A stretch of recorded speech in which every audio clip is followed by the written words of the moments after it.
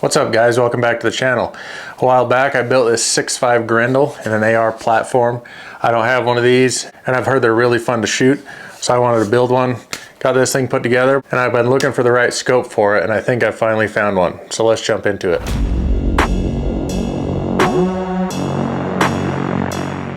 So if you've watched any of my other videos, gun builds, scope installs, anything like that, you know I have kind of a preference. I'm kind of particular on how I like my scope set up. I like the manual of arms to kind of be the same as far as focal plane, whether first or second focal plane, the reticle, the windage and elevation adjustments on the turrets, things like that. And I don't like to spend a lot of money on scopes. That's asinine to me, unless you're some super long range competitive shooter to spend an insane amount of money on a scope. That's almost as much as you spend on the rifle itself. So the scopes that I've found that I like to use are Vortex scopes. What I've found is their Strike Eagle line that's kind of right in the middle of their lineup has a lot of the options of the higher end scopes, but the price isn't as steep. So Vortex just came out with this Strike Eagle 3-18. They just released this a few months ago, and it kind of fills the gap between their AR style Strike Eagles, the LPVOs, and their longer range Strike Eagles that are like a 5-25 magnification.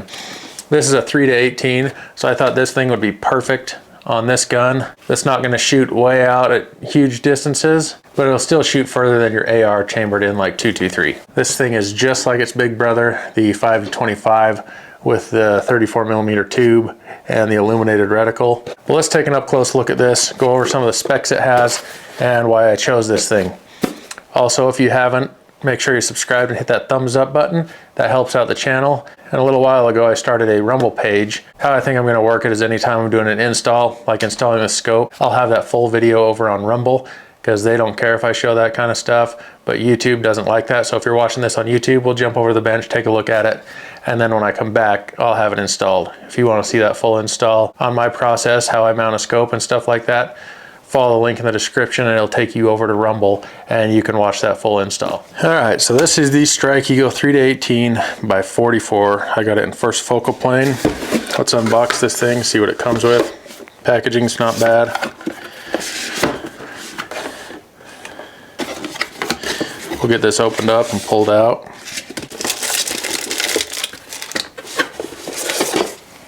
So it comes with obviously the scope, some dust covers, comes with some documentation on the scope itself, a little lens cleaning cloth, a throw lever. These things are really nice to have. I like using a throw lever versus no throw lever. Makes it a lot easier to adjust that magnification. Also comes with a sunshade. If you're into sunshades, the zero stop system. This is really nice to have. Comes with a battery.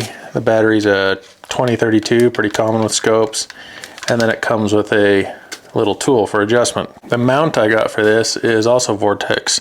It's the Vortex, it's a cantilever mount for the 34mm rings. Like I said, it's offset, a little cantilever to it, so it'll set it forward far enough to mount on this AR style rifle. This scope comes with the illuminated reticle. It has the Rev zero stop system, which is Vortex's zero stop, which if you don't know what the zero stop is, you get it zeroed at whatever distance you're going to zero it at, and then take the top turret off, install this zero stop locking ring.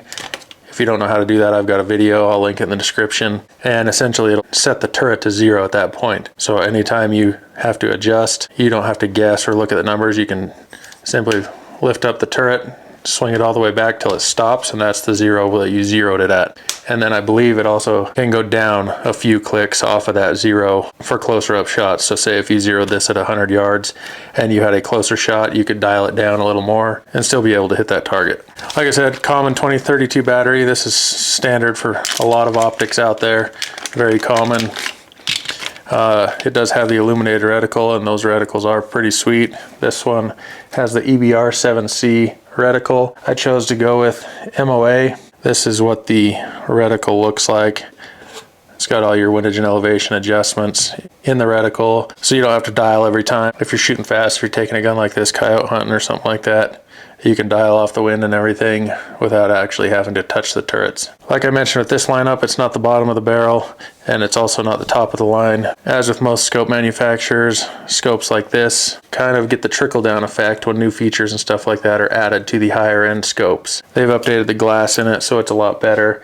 It's got anti-reflective coatings on all the glass. Gets rid of some of that reflection, and in low light situations it helps out quite a bit. It's got what they call the XD optical system, which helps with sharpness and the picture that you're seeing through the scope itself. Keeps it nice and bright and sharp. And this scope is gas purged, so it has nitrogen inside to prevent fogging and help with waterproofing, stuff like that. Obviously a scope's going to be shock proof. This is no different. It's built to withstand whatever you throw at it pretty much. But I chose the first focal plane. That's what I'm more comfortable with. That's what all my scopes are.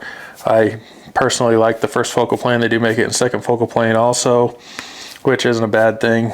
Everybody has their own tastes. I think it's got like 11 settings on that illuminated reticle. Eye relief adjustment is back here on the back, so you can adjust your eye relief a little bit. It's got, I think it said 3.5 inches of eye relief. That rev stop, zero stop is an awesome feature to have. I love it on my other ones. You know right where you're at, and there's no guesswork. It's got a 34mm tube, and each click of the turrets is a 1/4 MOA. And you get 25 MOA of rotation. Max elevation adjustment in this scope is 152 MOA, or with the rev stop installed, you can get like 48, 49 MOA of adjustment, and then 62 MOA of windage adjustment. So there's quite a bit of adjustment in this scope. Parallax settings around 10 yards, which is nice. This isn't a huge scope. I think it's like a little over 13 inches long, and weighs in at like 26 ounces. So it's not too bad. It's not going to weigh you down, but it has a lot of features that typical mid-tier scopes don't have. And it also comes with Vortex's lifetime warranty, which is awesome. And a lot of other scope companies don't throw in all the extras like a throw lever, a sunshade, stuff like that. So, and I think I paid $560, $575 for this scope, which isn't a bad deal at all. And then the mount I got, like I said, it's a cantilever mount, 34mm. It's cantilevered forward, probably 2 inches.